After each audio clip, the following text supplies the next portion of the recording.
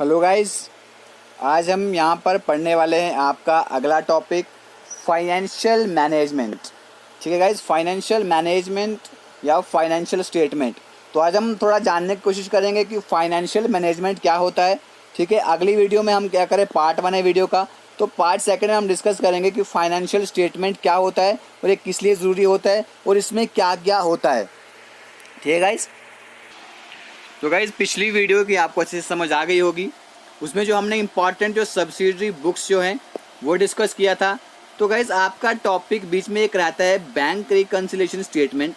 ठीक है, जैसे ही हमारा फाइनेंशियल मैनेजमेंट और स्टेटमेंट का टॉपिक ख़त्म हो जाएगा, इसमें 2-3 सब टॉपिक आते हैं हमारे, जैसे कि क्या क्या आता है मैं आपको बता देता हूँ यहाँ पर पहले, ताकि आपको वो करने की टेंशन लेने की ज़रूरत ना पड़े। तो बैंक रिकन्सिलिएशन स्टेटमेंट हम टाइम का कवर करा देंगे। ये सीरियल वाइज चलना पड़ता है। जैसे कि हमारे क्या बना, जर्नल्स बने, ठीक है, फिर हमारा लेजर्स बने, फिर उसके बाद सब्सिडरी बुक्स आती थी वो मैंने आपको करवाई, ट्रायल बैलेंस होता था वो करवाया। उसके बाद फिर होती है हमारी फाइनेंशियल स्टेटमेंट, यानी कि फाइनल स्टेटमेंट जो है हमारी वो किस तरह की होती है। इसमें क्या होगा, सबसे पहले आपका क्या इसमें कवर कराऊंगा मैं, वो अगली वीडियोज़ में आएगा। ट्रेडिंग अकाउंट, ये भी आपका अलग से एक टॉपिक दिया गया आपके सिलेबस में। फिर है आपका प्रॉफिट एंड लॉस अकाउंट, ये भी अलग से आपको आपके सिलेबस में दिया हुआ है। फिर है हमारे पास ये बैलेंस शीट, ये भी आपका अलग से एक सिलेबस दिया हुआ है। ठीक है, पहले हम क्या करेंगे, 4-5 वीडियो में इन सब टॉपिक्स को कवर करने की कोशिश करेंगे। फिर हम पढ़ेंगे गाइज आपका प्यारा टॉपिक जिसके बारे में आप सोच रहे होंगे, बैंक रिकन्सिलिएशन स्टेटमेंट। ठीक है गाइज, तो देखते हैं आज की वीडियो की तरफ। Meaning of financial management. Financial management, आप अब मैनेजमेंट से समझ रहे होंगे भाई किस तरह से मैनेज करना है, जो बिजनेस है हमारा, जो एंटरप्राइज है उसको किस तरह से मैनेज करना है। तो फाइनेंशियल मैनेज का मतलब ही होता है प्लानिंग करना, ऑर्गेनाइज करना, डायरेक्ट करना और कंट्रोल करना। किसको सब ये करना, किसकी प्लानिंग करना, किसको ऑर्गेनाइज करना, हमारे जो फाइनेंशियल एक्टिविटीज़ हैं गाइज उनको। ठीक है, जैसे कि क्या करना, प्रोक्योरमेंट करना और यूटिलाइज करना जो हमारी फंड्स हैं उनको, जो हमारे एंटरप्राइज यानी कि जो हमारा बिजनेस है उनकी फंड्स को अच्छे से गाइज यूटिलाइज करना, प्रोक्योर करना। ठीक है, ये मतलब होता है फाइनेंशियल मैनेजमेंट का। अभी मैं यहाँ पर आपको एक एग्जांपल देता हूँ।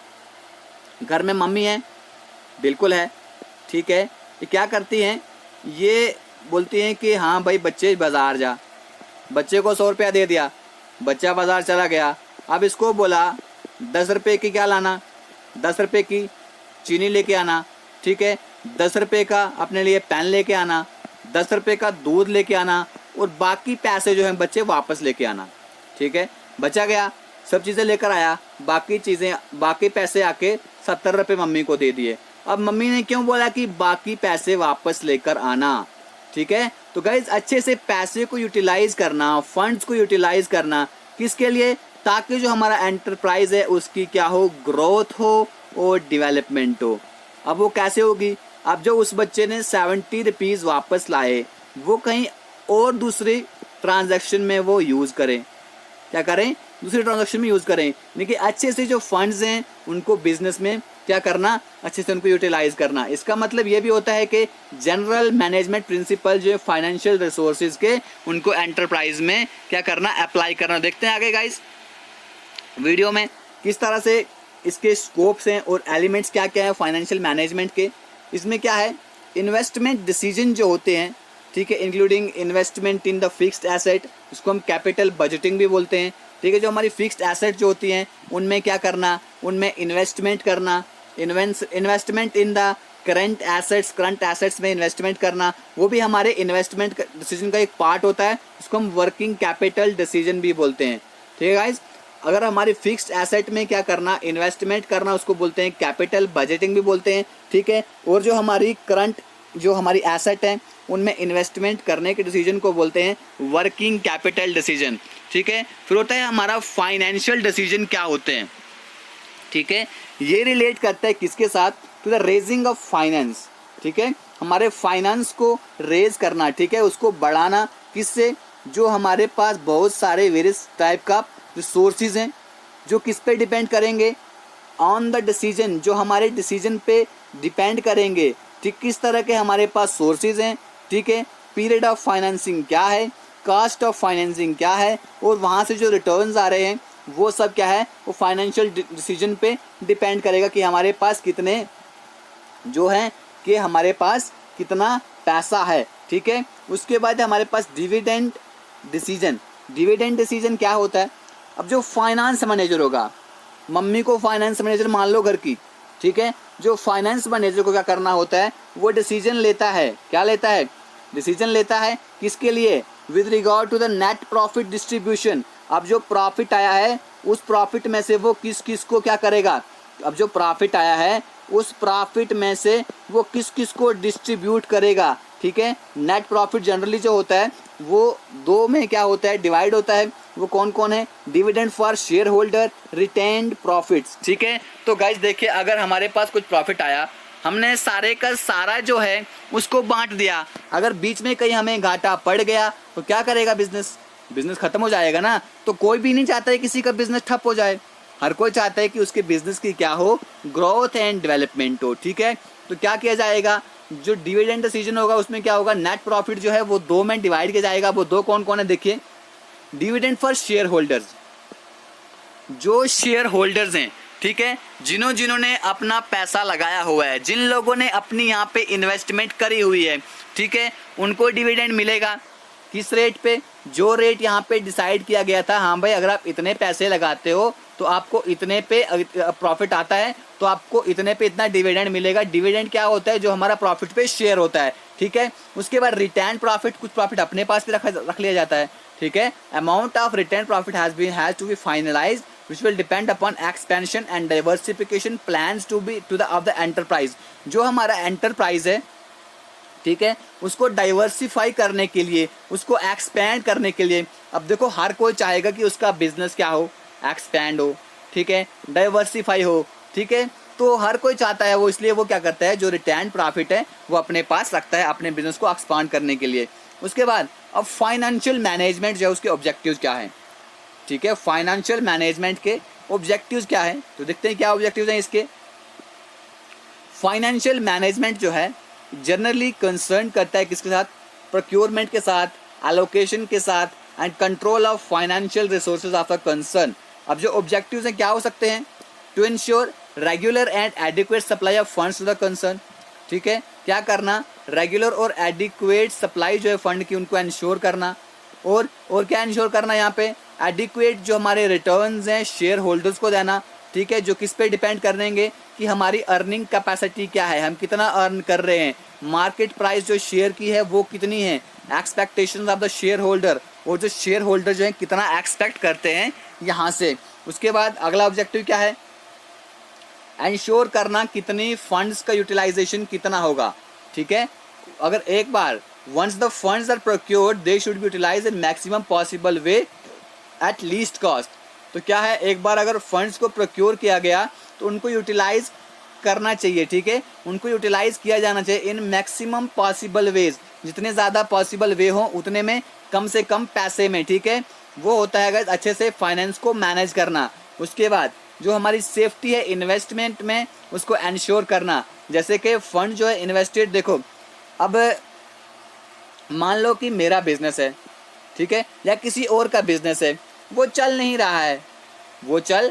रहा है, वहाँ पे अच्छी खासी अर्निंग नहीं हो रही है। अब कोई बंदा क्यों आके यहाँ पर पैसे खर्चेगा, क्या आप खर्चोगे, ओब्वियसली आप बोलोगे कि नहीं खर्चेंगे, भाई वहाँ पे तो कोई सिक्योरिटी नहीं ना है। अब क्या पता कल जो है वो इंसॉल्वेंट हो जाए, ठीक है, दिवालिया हो जाए, कंपनी डूब जाए, तो भाई पैसे कौन देगा, बिजनेस में अगर पैसे डूब गए तो पैसे आपको कौन देगा, सेफ्टी कहाँ से लाओगे, ठीक है। इसलिए क्या है, जो फाइनेंशियल मैनेजमेंट से क्या होता है कि जो हमारी इन्वेस्टमेंट, हम जहाँ पे इन्वेस्टमेंट करेंगे अपनी सेफ्टी देखकर ही वहाँ पे पैसे इन्वेस्ट करे जाते हैं, ठीक है, वहाँ पे पैसे इन्वेस्ट किए जाते हैं जहाँ पे क्या हो, सेफ्टी हो, जिससे कि हमारे को क्या हो, हमारे पास एडिक्वेट रेट ऑफ रिटर्न जो उसको हम अचीव कर सकें और हमारे पास ज़्यादा से ज़्यादा पैसे आ सकें, ठीक है, हमारे पास ज़्यादा से ज़्यादा फंड्स आ सकें। उसके बाद क्या करना है, एक जो हमारे साउंड कैपिटल स्ट्रक्चर जो उसको प्लान करना है। यहाँ पे क्या होना चाहिए, एक साउंड एंड फेयर कंपोजिशन होनी चाहिए कैपिटल की, जिससे कि हमारा बैलेंस जो है वो मेंटेन रहे, किसके बीच में, डेट एंड इक्विटी कैपिटल के बीच में, ठीक है गाइस। आप देखते हैं कि जो फंक्शंस होते हैं ठीक है। फाइनेंशियल मैनेजमेंट के ऑब्जेक्टिव्स देखे हमने, फाइनेंशियल मैनेजमेंट देखा क्या होता है, जो नेट प्रॉफिट होता है किस किस के बीच में उसको डिवाइड किया जाता है वो भी हमने देखा। अब हम देखते हैं कि फाइनेंशियल मैनेजमेंट जो है उसके फंक्शंस क्या क्या होते हैं। तो गाइस पहला फंक्शन है एस्टिमेशन ऑफ कैपिटल रिक्वायरमेंट, ठीक है। जितनी भी हमें कैपिटल की ज़रूरत है उसको एस्टिमेट किया जाता है। जो फाइनेंस मैनेजर जो होता है, ठीक है, ये एक एस्टिमेट लगाता है, ठीक है, कि हमें हमारी कंपनी को कितनी कैपिटल की ज़रूरत है। ये डिपेंड करेगी किसके ऊपर डिपेंड करेगी कि एक्सपेक्टेड कॉस्ट और प्रॉफिट और फ्यूचर प्रोग्राम क्या हैं, ठीक है। हमें किन चीज़ों के बारे में आगे सोचना है, फ्यूचर में हम क्या कर रहे हैं, हमारी क्या एक्सपेक्टेशन है कि हमें कितनी एक्सपेक्टेशन यहाँ से कॉस्ट आएगी, ठीक है, और फ्यूचर में हम क्या प्रोग्राम करेंगे उसको देख के कैपिटल की रिक्वायरमेंट को एस्टिमेट किया जाता है। और उसके बाद एस्टिमेशन जो होती हैं जो हमारी किस बेस से बनाई जाती हैं, जो हमारा एडिक्वेट मैनर है, जो हमारी अर्निंग कैपेसिटी जो है, ठीक है।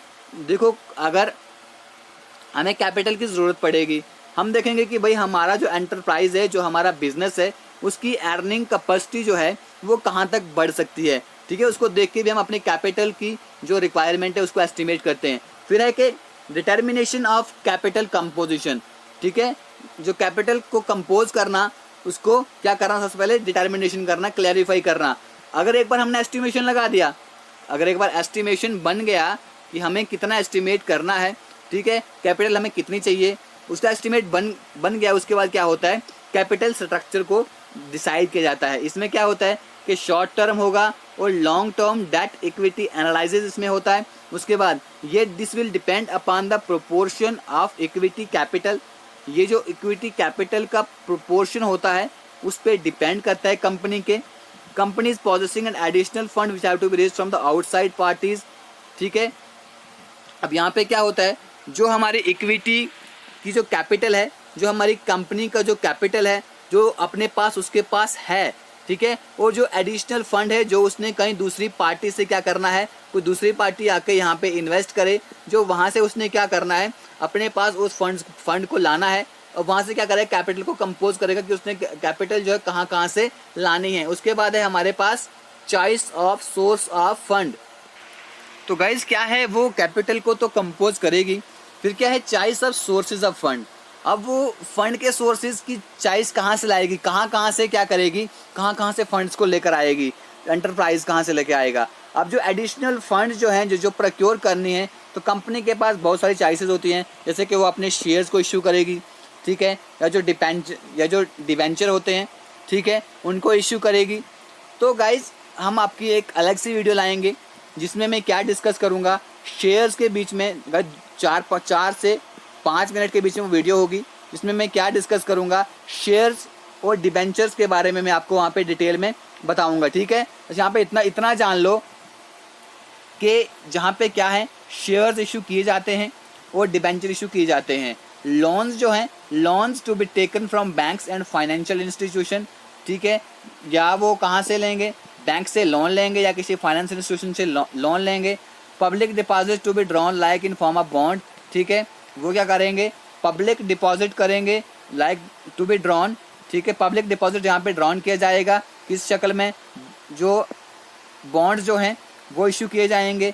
Choice of factor will depend on relative merits, ठीक है। अब वो जो चॉइस ऑफ फैक्टर जो किस पे डिपेंड करेगा, जो जहाँ पे क्या होंगे जिसके अच्छे मेरिट उनको दिखेंगे और डिमेरिट दिखेंगे हर एक सोर्स के, and the period of financing, और जो फाइनेंस करने का जो पीरियड होगा उसको देख के क्या करेंगे वो अपने फंड के सोर्स को क्या करेंगे, उसकी चॉइस को वो चुनेंगे, ठीक है, जहाँ से उनको फंड एलोकेट करना है। उसके बाद इन्वेस्टमेंट ऑफ फंड्स, वो फंड्स को कहाँ कहाँ इन्वेस्ट करेंगे। जो फाइनेंस मैनेजर जो है, ठीक है, ये डिसाइड करता है कि कहाँ कहाँ पे फंड्स को एलोकेट करेगा, ठीक है, इनटू प्रॉफिटेबल वेंचर, जहाँ पे प्रॉफिटेबल वेंचर होगा, जहाँ पे सेफ्टी होगी, जहाँ पे सेफ होगा, जिससे कि उनकी इन्वेस्टमेंट क्या हो, सेफ हैंड्स में हो और उनको रेगुलर रिटर्न जो है वहाँ से आते रहें, ठीक है। इन्वेस्टमेंट ऑफ फंड, इसलिए वहाँ पे फंड को इन्वेस्ट किया जाता है जहाँ से उनको क्या दिखे, फ़ायदा दिखे। उसके बाद डिस्पोजल ऑफ सरप्लस, सरप्लस क्या होता है, जो उनको एक्सेस में होता है, जो नेट प्रॉफिट उनके पास आता है। जो नेट प्रॉफिट डिसीजन जो है उनको फाइनेंस मैनेजर ही करता है। इनको 2 वेज में किया जाता है, डिविडेंड डिक्लेरेशन और रिटेन्ड प्रॉफिट, हमने पीछे भी पढ़ा, ठीक है। जो डिविडेंड जो डिक्लेरेशन होता है, ये जो हमारा रेट जो चल रहा होता है डिविडेंड कितना प्रॉफिट दिया जाएगा, ये जो दूसरे बेनिफिट होते हैं लाइक किसी कंपनी में देखो बोनस दिया जाता है, ठीक है, वो कब दिया जाता है, वो उस कंपनी की सरप्लस अमाउंट को देखकर उस वहाँ के जो मजदूर वगैरह होते हैं, वेजर जो होते हैं, उनको क्या किया जाता है, उनको डिविडेंड वहाँ पे दिया जाता है, लाइक बोनस उनको दिया जाता है। रिटेन्ड प्रॉफिट्स, ठीक है, अपने पास ये प्रॉफिट रखती है, क्यों रखती है, उसने अपने बिजनेस को एक्सपैंड करना होता है, कुछ नई नई वहाँ पे इनोवेशंस करनी होती हैं, डाइवर्सिफाई करना होता है अपनी कंपनी के प्लान्स को, ठीक है, इसलिए कुछ अपने पास प्रॉफिट भी रखती है। उसके बाद है मैनेजमेंट ऑफ कैश, ठीक है, कैश का मैनेजमेंट किस तरह किया जाता है। फाइनेंस मैनेजर जो होता है वो क्या लेता है, डिसीजन लेता है, किसके लिए, किसके रिगार्ड में, कि कैश को किस तरह से मैनेज करना है। Cash is required for many purposes, ठीक है, कैश जो है बहुत सारे पर्पसेस के लिए क्या है वो ज़रूरी होता है, जैसे कि payment of wages and salaries, ठीक है, सैलरीज के और वेजेस की को पे करने के लिए कैश की ज़रूरत पड़ती है। पेमेंट ऑफ इलेक्ट्रिसिटी बिल जो होता है या पानी का बिल है उसको पे करने के लिए, जो क्रेडिटर्स हैं उनको पैसा देने के लिए, मीटिंग करंट लायबिलिटीज़, ठीक है, जो करंट लायबिलिटीज़ है उनको पूरा करने के लिए, मेंटेनेंस ऑफ जो अनफ स्टॉक होता है उसको मेंटेन करने के लिए, यार जो रॉ मटेरियल है उसको परचेज करने के लिए, सब डिसीजन कौन लेता है गाइज, जो फाइनेंस मैनेजर होता है, ये सब डिसीजन वही लेता है, ठीक है, ये हो गया मैनेजमेंट ऑफ कैश। उसके बाद होता है हमारे पास फाइनेंशियल कंट्रोल। तो फाइनेंशियल कंट्रोल्स क्या होते हैं, जो फाइनेंस मैनेजर होता है, ठीक है, not only to plan procure utilise the fund, ठीक है, जो फाइनेंस मैनेजर होता है वो ना कि प्लान बनाता है, प्रोक्योर और फंड्स को यूटिलाइज करता है, बल्कि वो क्या करता है, वो इन फाइनेंसेस के ऊपर कंट्रोल भी रखता है, ठीक है, इस फाइनेंस के ऊपर किसका कंट्रोल होता है, फाइनेंस मैनेजर का, ठीक है। अब ये कैसे होता है, यहाँ पे बहुत सारी टेक्निक होती हैं, like ratio analysis, financial forecasting, cost and profit control etcetera, इस तरह से वो इस फाइनेंस पे क्या करता है, कंट्रोल करता है गाइज, ठीक है। तो ये था हमारा आज का डिस्कशन, जहाँ पर हमने क्या डिस्कस किया कि फाइनेंशियल मैनेजमेंट जो होता है, फाइनेंस मैनेजर किस किस तरह से करता है, कहाँ कहाँ से फंड को एलोकेट करता है, कहाँ कहाँ पे वो इन्वेस्ट करता है और क्यों इन्वेस्ट करता है, ठीक है। उसके बाद हमने देखा जो उसके पास नेट प्रॉफिट आता है, ठीक है, जो नेट प्रॉफिट उसके पास आता है उसको वो कहाँ कहाँ एलोकेट करता है और किस किस तरह से उसको वो डिवाइड करता है, ठीक है। ये सब हमने इस वीडियो में जानने की कोशिश की गाइस। अभी भी अगर आपकी कोई क्वेरी है, कहीं से समझ नहीं आया है, तो आप बेझिझक हमें पूछ सकते हैं। तो गाइस वीडियो को यहीं पे ख़त्म करते हैं। God bless you all.